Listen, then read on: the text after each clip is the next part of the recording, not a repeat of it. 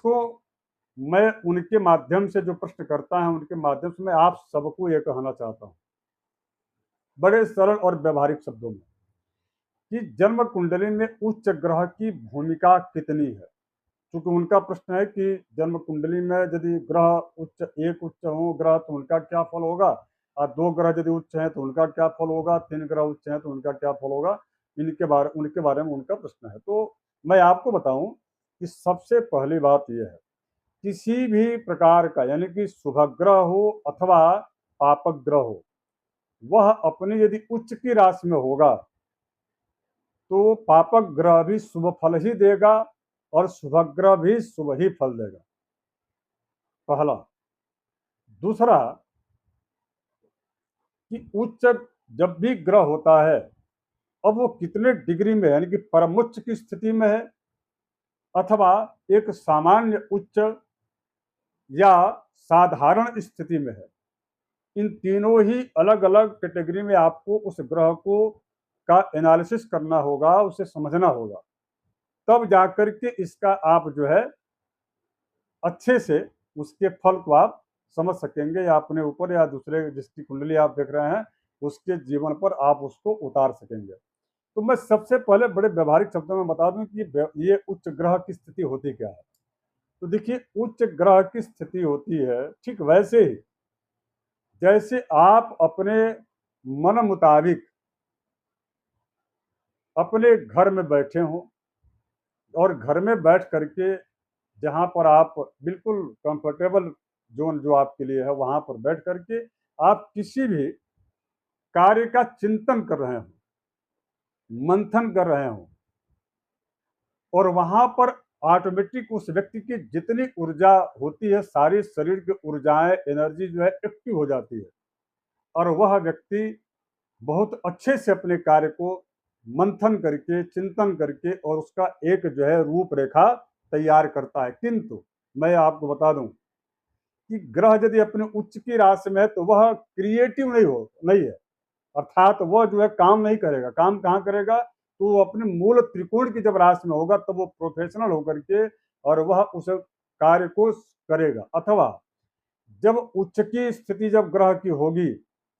तो वह जब उसकी विंशोत्तरी महादशा या अंतरदशा में जब जब वह ग्रह आएगा तब तक वह अपने जो उसका जो सबसे बेहतरीन जो कार्य, जैसे मानिए सूर्य का है, सूर्य उच्च पद को देता है, राज पद को देता है, राजा के सन्निकट ले आता है, राज्य में उच्च अधिकारी पद देता है, तो इस प्रकार का राज सम्मान भी प्रदान करता है सूर्य। तो यदि वह उच्च अपने मेष राशि में यदि वह उच्च सूर्य है और अच्छी स्थिति में है तो निश्चित रूप से वह सूर्य जो है उस व्यक्ति को उच्च पदाधिकारी बनाएगा, जो कि उसके अंडर में कम से कम जो है एक आध दो पांच या उससे अधिक विभाग उसके हाथ में हो। हाँ, इसमें कुछ ऐसी भी चीजें देखी जाएंगी, वो परिस्थिति बस है कि सूर्य यदि उच्च के हैं तो वो किन ग्रहों, यदि किसी अच्छे ग्रह जैसे मान लीजिए बृहस्पति हैं, उनको उन्होंने अस्त कर दिया, तो बृहस्पति के उस अस्त होने की वजह से ऐसे लोगों में थोड़ी सी भावुकता नहीं रहती, यानी कि तानाशाही प्रवृत्ति आ जाती है, और ऐसे लोग अपने अधिकार का कहीं के दुरुपयोग भी करते पाए गए हैं।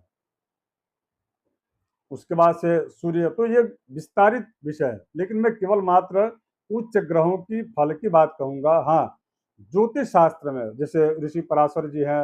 अथवा आचार्य कल्याण वर्मा जी हैं, अथवा मानसागरी में सगर जी हैं, तो इन लोगों ने, इन सभी ज्योतिषियों ने, पूर्वाचार्यों ने एक स्वर से कहा, या फल दीपिका में मंत्रेश्वर जी हैं, इन सबका यही कथन है कि यदि एक या दो या तीन यदि ग्रह उच्च के होते हैं तो वह व्यक्ति राजा के समान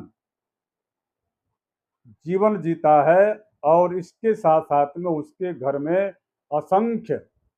चतुष्पाद अर्थात चार पहिए, उस समय तो हाथी इत्यादि घोड़ों और अन्य चीजों के लिए बताया जाता था, लेकिन आज उसका रूपांतरित जो रूप है वो यह है कि आजकल जैसे कार है या उससे और भी समृद्ध जो वाहन इत्यादि चीजें, तो उसका योग बनता है, अर्थात इतने चौपाए उनके दरवाजे पर खड़ी मिलती हैं। तो राजा तो एक राजयोग का मतलब क्या? राजा के जैसा जीवन। राजा तो बनना संभव नहीं है, कोई भी एक राजा राजतंत्र तो है नहीं। लेकिन राजतंत्र नहीं है, लेकिन उस व्यक्ति के अधिकार क्षेत्र में बहुत सारे ऐसे लोग होते हैं जो कार्य करते हैं, और ऐसे लोग जो है कई बड़े-बड़े अहम पदों पर आसीन होकर के और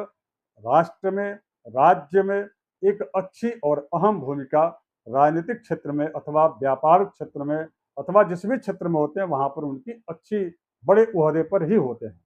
ये जो है उच्च ग्रह का फल है। आप समझ गए होंगे, और मूल त्रिकोण राशि में यदि हैं, तो उसका फल मैंने कह दिया कि वो प्रोफेशनल रूप से जो है क्रिएटिव वहाँ पर वह ग्रह हो जाता है। यदि स्वराशि में है, तो वहाँ पर भी अनुकूलताप्रद वह ग्रह फल देते हैं, प्रतिकूल फल नहीं देते। तो धन्यवाद, आशा करता हूँ आपके प्रश्न का उत्तर मिल गया होगा।